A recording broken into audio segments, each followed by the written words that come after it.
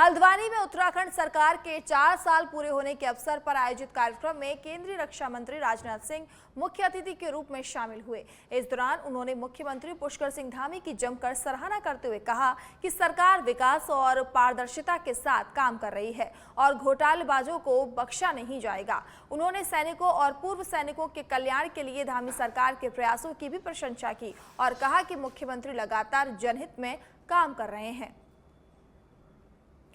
तो राजनाथ सिंह ने मुख्यमंत्री पुष्कर सिंह धामी की तारीफ की। आपको बता दें कि 4 साल बेमिसाल के अवसर पर जो है आज हल्द्वानी में कार्यक्रम आयोजित किया गया था, जिसमें शिरकत करने के लिए रक्षा मंत्री राजनाथ सिंह पहुंचे थे और इस दौरान रक्षा मंत्री राजनाथ सिंह ने मुख्यमंत्री पुष्कर सिंह धामी के कार्य की तारीफ की और उन्होंने उनके कार्य की सराहना भी की।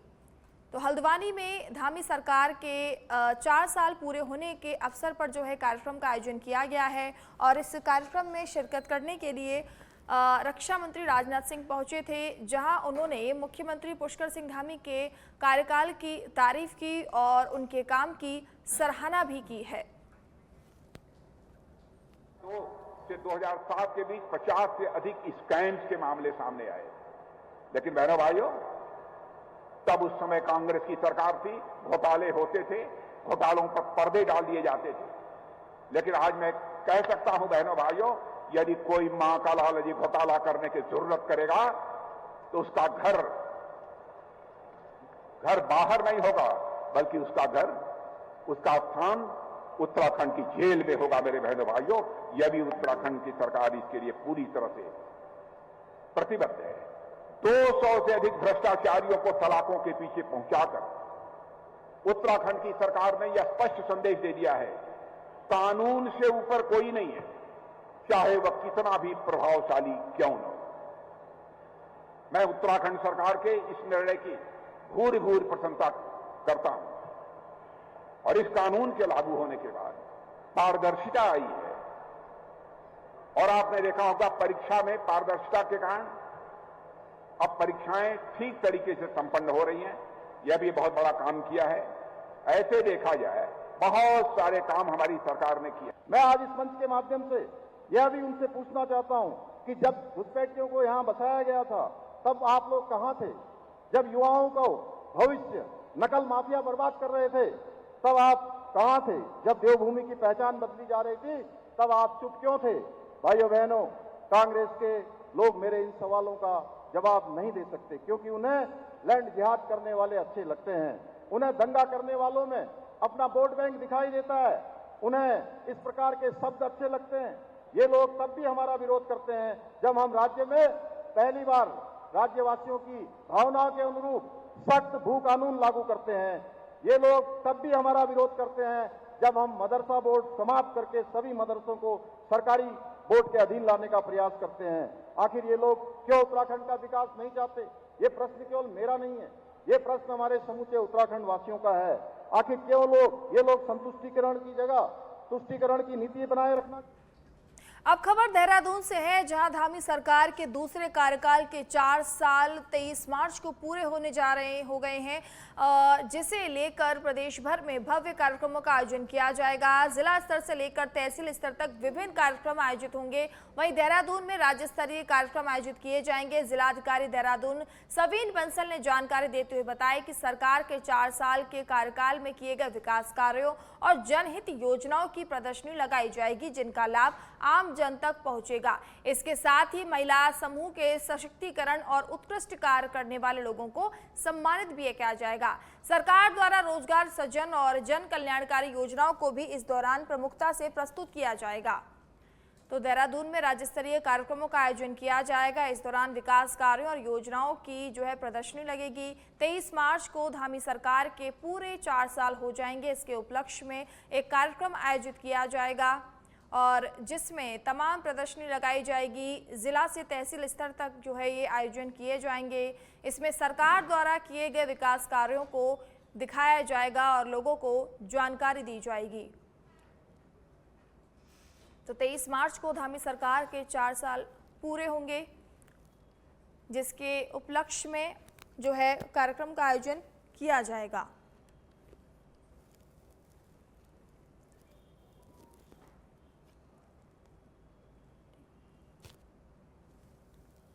तो विकास कार्यों और योजनाओं की इस दौरान प्रदर्शनी लगेगी। 23 मार्च को धामी सरकार के पूरे 4 साल हो जाएंगे।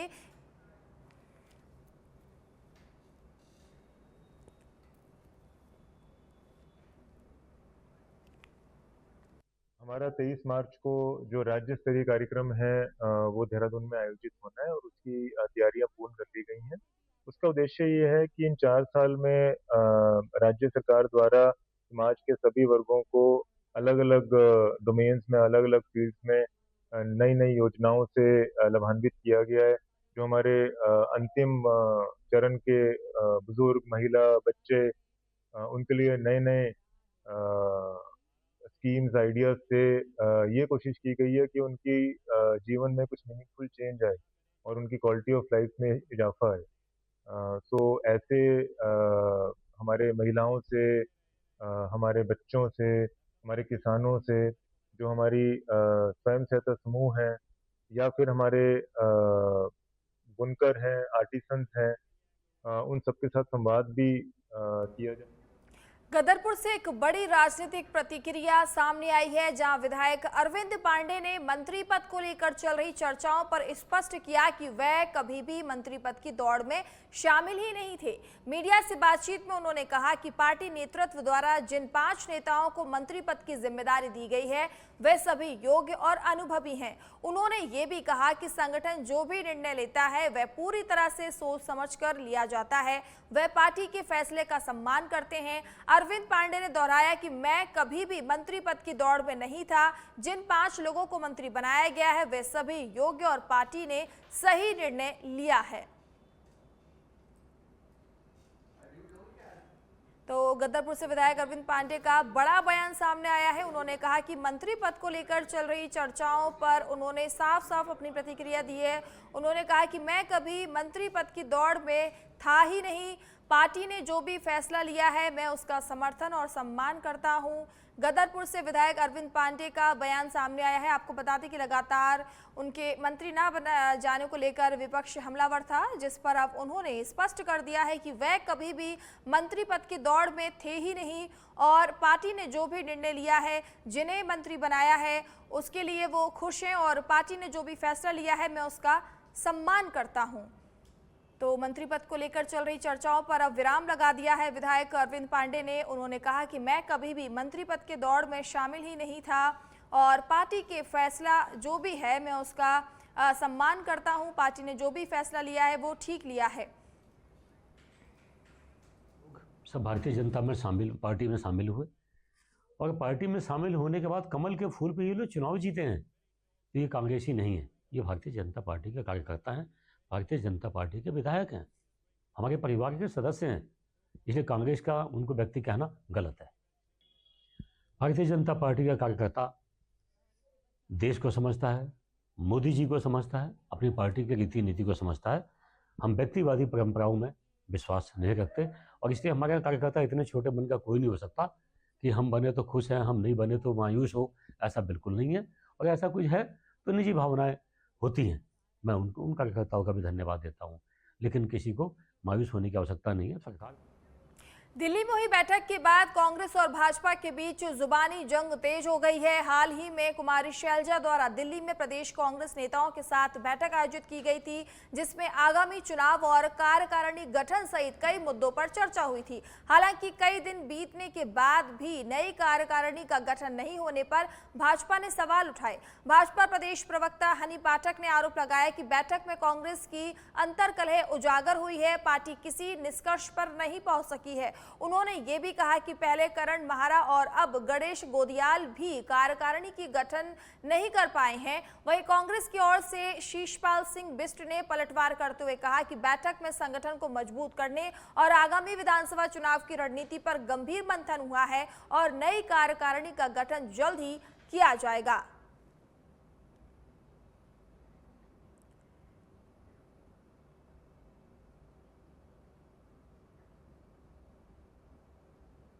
तो देहरादून में कांग्रेस भाजपा के बीच जुबानी जंग अब तेज हो गई है। दिल्ली बैठक के बाद कांग्रेस कार्यकारिणी गठन पर लगातार सवाल उठ रहे हैं, जिस पर भाजपा ने कांग्रेस में अंतर्कलह का आरोप लगाया है।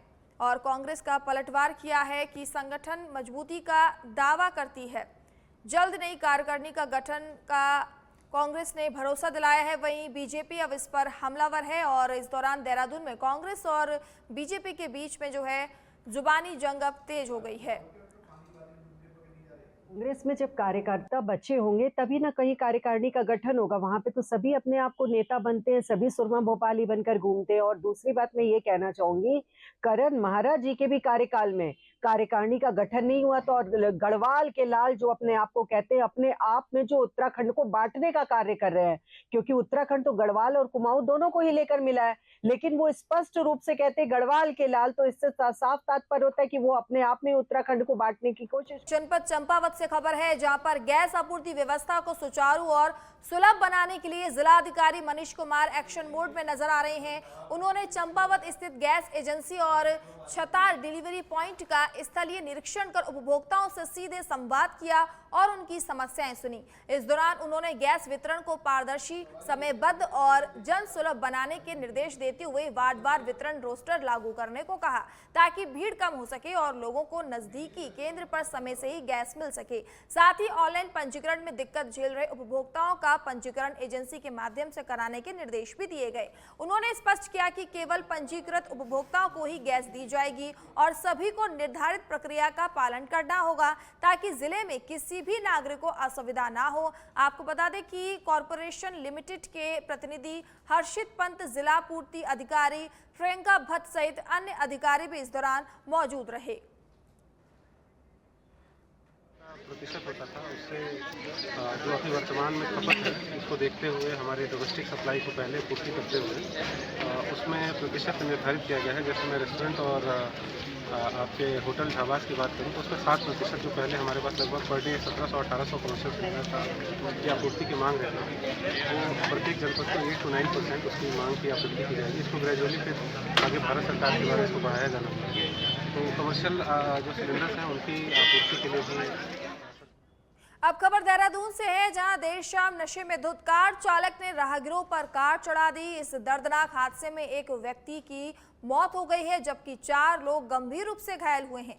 सूचना मिलते ही पुलिस मौके पर पहुंची और आरोपी ड्राइवर को गिरफ्तार कर लिया है। घायलों को अस्पताल में भर्ती कराया गया है, जहां उनका इलाज जारी है।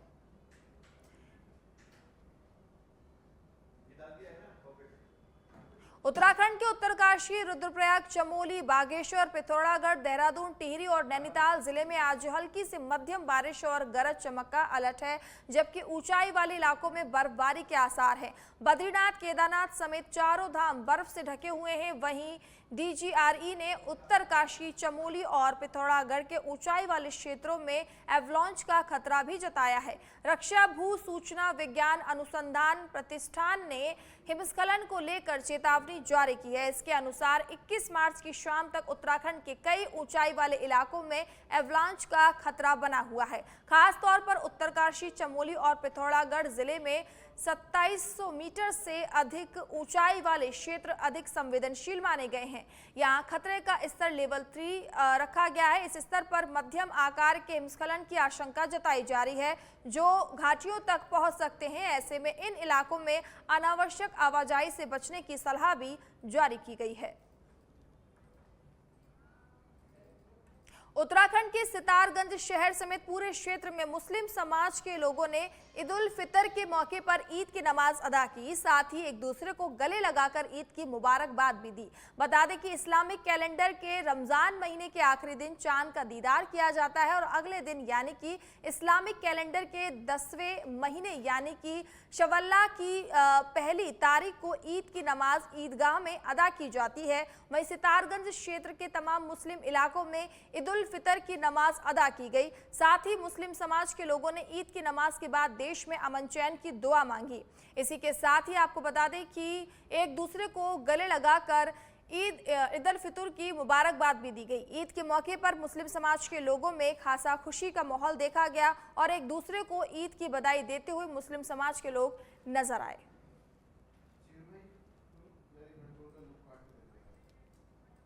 ईद उल फितर की नमाज बड़े अमन व अमान और सुकून के साथ अदा की गई।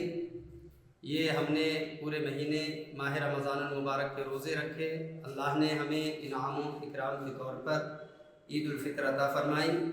हम पूरे मुल्क हिंदुस्तान के मुसलमानों को इस बात का पैगाम और मैसेज देना चाहते हैं कि आप तमामी हजरात अमन व अमान और पुरसुकून माहौल में ईद की खुशियाँ मनाएं, एक दूसरे को मुबारकबाद ईद की पेश करें और भाईचारगी का मैसेज और पैगाम दें। यही मानवता है, यही इंसानियत है।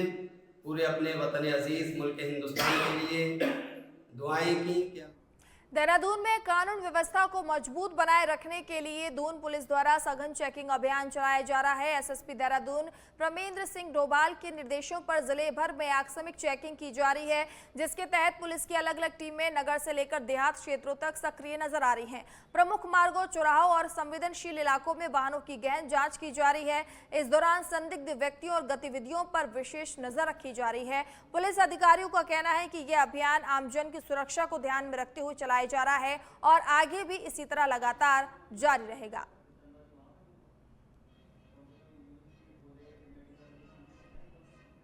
चंपावत में किसानों की आय बढ़ाने और उद्यानिकी को नई दिशा देने के लिए राजकीय पौधालय मुडियानी में कीवी उत्पादन एवं बागवानी प्रबंधन पर एक दिवसीय प्रशिक्षण कार्यक्रम आयोजित किया गया।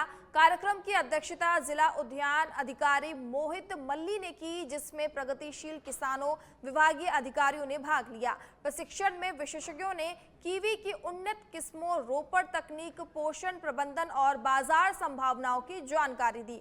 बताया गया कि कीवी एक हाई वैल्यू क्रॉप है जो किसानों की आय बढ़ाने में सहायक हो सकती है। कीवी नीति 2025 के तहत किसानों को 70% का अनुदान का लाभ मिलेगा। प्रशासन ने अधिक से अधिक किसानों को इससे जोड़ने और इसे जन आंदोलन बनाने पर जोर दिया है। उत्तराखंड के हल्द्वानी में धामी सरकार के 4 साल पूरे होने पर आयोजित कार्यक्रम में रक्षा मंत्री राजनाथ सिंह ने शिरकत कर विशाल जनसभा को संबोधित किया। इस दौरान उन्होंने राज्य में पिछले 4 वर्षों में हुए विकास कार्यों को विस्तार से जनता के सामने रखते हुए मुख्यमंत्री पुष्कर सिंह धामी के नेतृत्व की सराहना की। राजनाथ सिंह ने सीएम धामी को धाकर धामी के साथ धुरंधर धामी की उपाधि से देते हुए उनके कामकाज की प्रशंसा की। कार्यक्रम में नवनियुक्त कैबिनेट मंत्री राम सिंह खेड़ा, केंद्रीय राज्य मंत्री अजय टमटा, सांसद अजय भट्ट और राज्य मंत्री सुरेश भट्ट सहित कई जनप्रतिनिधि मौजूद रहे। सभी ने रक्षा मंत्री के आगमन पर आभार जताते हुए धामी सरकार के कार्यों की सराहना की और मुख्यमंत्री को शुभकामनाएं दी। राजनाथ सिंह जी का लगातार भारतीय जनता पार्टी को और राष्ट्रीय अध्यक्ष के नाते से, और उत्तर प्रदेश में भी जब उत्तराखंड राज्य था तब भी मुख्यमंत्री के रूप में, और ये राज्य की कल्पना को पूरे ज़मीन में उतारने का काम आदरणीय राजनाथ जी, अटल जी ने किया। आज वही संवरता बनता उत्तराखंड, जिस परिकल्पना को हम लोग सब देख रहे थे, उसी दिशा को तेज गति के साथ पुष्कर धामी जी के नेतृत्व में दोबारा से भारतीय जनता पार्टी की सरकार बनने के बाद 4 साल के जो उपलब्धियां हैं, बहुत सारे काम हैं और इसके उत्साह के अवसर पर आए हैं। मैं बहुत बधाई देता हूँ, शुभकामनाएं। ऐतिहासिक कार्यकाल हुआ है और लोगों ने मन बना लिया है कि अगली बार, तीसरी बार हम हैट्रिक करेंगे और भारतीय जनता पार्टी को भारी सफलता मिलेगी धामी जी के नेतृत्व में, मोदी जी के नेतृत्व में। कहीं से कहीं तक कोई शंका ही नहीं है। हमारे विपक्षी चाहे कुछ भी कहें, कितना माहौल खराब करें, लेकिन कुछ नहीं कर पाएंगे। विकास की नदियां बह रही हैं, लगातार हम आगे बढ़ रहे हैं। देश में कई जगहों पर प्रथम आने का रिकॉर्ड हमको मिल रहा है। हमको उसका एक किस्म से पुरस्कार इतना अधिक उत्साहित कर रहा है कि लोग और सरकार सब के सब लबालब उत्साह से भरे हुए हैं। देखिए, आज 4 साल बेमिसाल कार्यक्रम यहाँ पर माननीय हमारी सरकार के जो कार्यक्रम यहाँ पर हुआ था, ऐतिहासिक रहा। और जो पुष्कर धामी जी के नेतृत्व में लगातार यहाँ पर 4 साल से सरकार के द्वारा जो काम किए गए, अनुग्रही काम किए गए और ऐतिहासिक काम किए गए, और जो काम आज तक नहीं हुए वो माननीय पुष्कर धामी जी की सरकार के द्वारा किए गए। निश्चित रूप से युवाओं के लिए, माताओं के लिए, बुजुर्गों के लिए, पहाड़ के लिए, तराई के लिए, मैदान के लिए, भाबर के लिए जो काम आज तक कभी नहीं हुए, वो काम हमारी सरकार ने किए। जन जन की सरकार 4 साल बेमिसाल माननीय नरेंद्र मोदी जी के मार्गदर्शन में और आदरणीय पुष्कर सिंह धामी जी के नेतृत्व में उत्तराखंड में 4 साल सरकार के पूरे हुए, वैसे तो 9 साल पूरी भाजपा सरकार को हुए। इन 4 सालों में माननीय पुष्कर धामी जी के नेतृत्व में उत्तराखंड उत्तरोत्तर प्रगति की ओर है। उत्तराखंड आगे बढ़ रहा है। उत्तराखंड देश के शीर्ष राज्यों में आगे बढ़ने के लिए कदम